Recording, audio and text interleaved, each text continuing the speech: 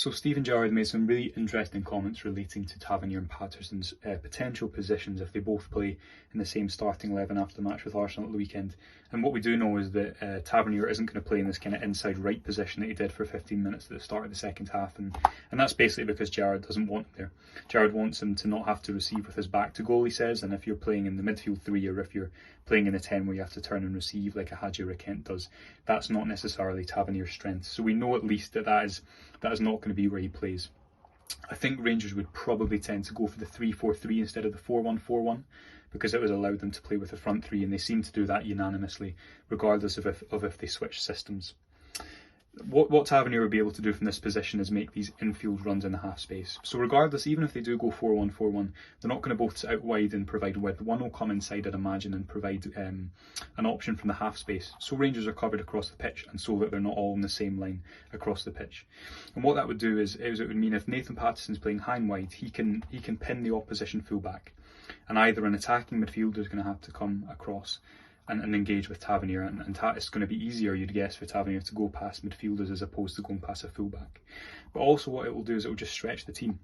So as opposed to teams sitting really centrally, and you can see this in our pieces on the Rangers review about the types of blocks that Rangers come up against domestically, it will mean that someone will have to come out and engage, and even there that just creates little spaces in the middle of the pitch that are really hard to come by when Rangers are playing in domestic competition.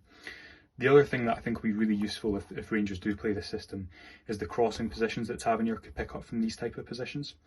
So always with Tavernier at Rangers, we've seen him provide the width. But if someone else is providing width, what that will allow him to do is, especially when Rangers kind of build possession in and around the opposition box, and remember if you've got Morelos and Roof in and around the area, the two excellent players with excellent movement, it might just allow Tavernier to just get that little bit closer and pick out players as opposed to having to always go round players and be one-on-one and have to earn his crossing position beforehand.